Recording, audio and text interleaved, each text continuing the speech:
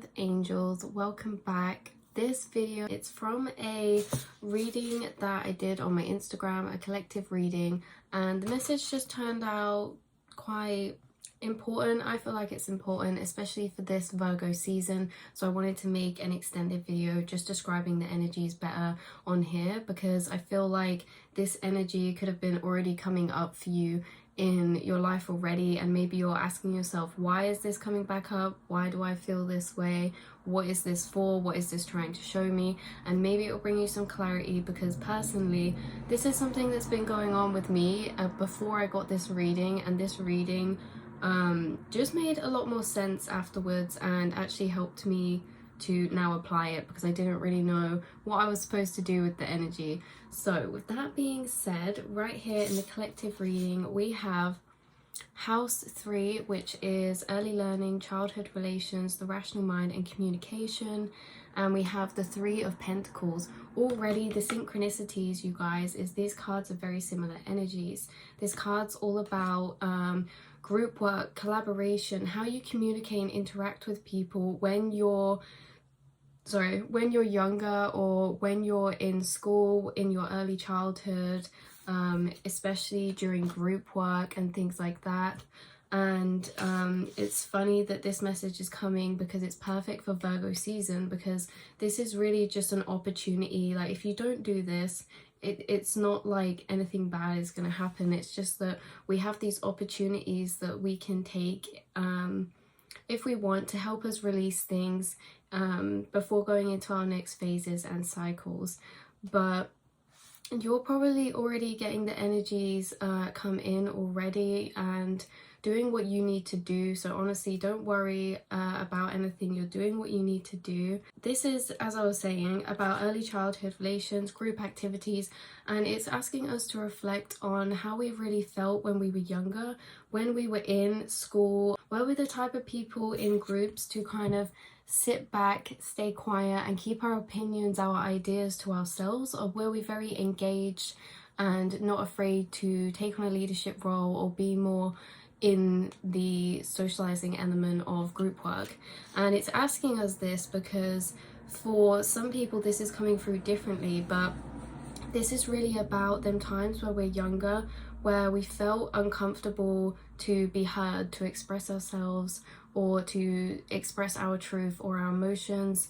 And so it's asking us to reflect on these times, because when we're younger and we teach ourselves to do these things, if there's any times where you felt like you couldn't speak up because you either told yourself, like, my idea doesn't really matter, no one's gonna care, I can sort it out by myself, I don't need to burden other people with my problems or anything like that, not only is it telling and teaching yourself that you're not worthy, or it's not good enough, what you have to say isn't good enough, how you feel isn't worthy of being shared, but it's also, every time you do that, creating a habit for yourself, and the more you do it, it's creating a more ingrained habit.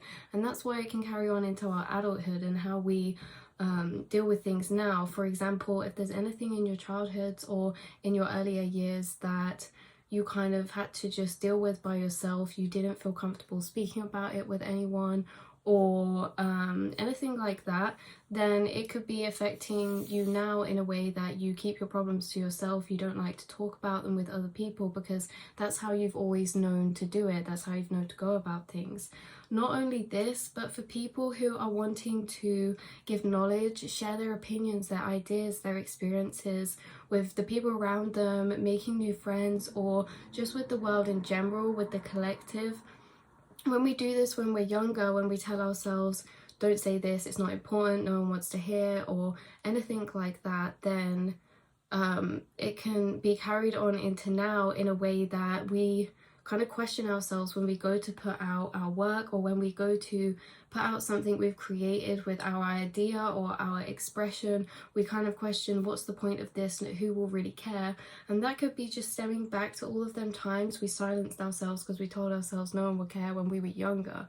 So this energy in Virgo is really a big opportunity to acknowledge, reflect and release some of these habits that we've carried through from our childhoods into now. This is all really important because the energy with these coming through again with the double 3, and to me 3 is the number of creativity, and I think that by doing this, it's going to really help us to release some of the judgments and some of the pressure we put on ourselves, so that we can openly explore more of our passions, more ideas, more creativity and curiosity, without being so judgmental and harsh on ourselves. Like looking at the world with open eyes of a child again, and not setting yourself any limits, not saying, oh, I can't do this because of this or this. It's like clearing out the old energy and old habits that have gone unseen from our childhood in the way that we're able to express and socialize and share our views and opinions with others, and releasing them so that we can just more freely explore the things that we want to do, if that makes sense. So hopefully this helps. Personally, I've had things coming up, like same energies from my childhood that I used to just keep to myself, not saying anything about, and then I realized that actually that I didn't know why it was coming up, but then I realized after this reading that actually maybe in adulthood, you know, from childhood, from doing that, I still do the same thing, and it's just going way unacknowledged, and I didn't realize, and now can release it, set it out there, burn it into the ethers, and welcome in new energy for my next phase. So hopefully this helps you guys and it resonates. Let me know in the comments down below.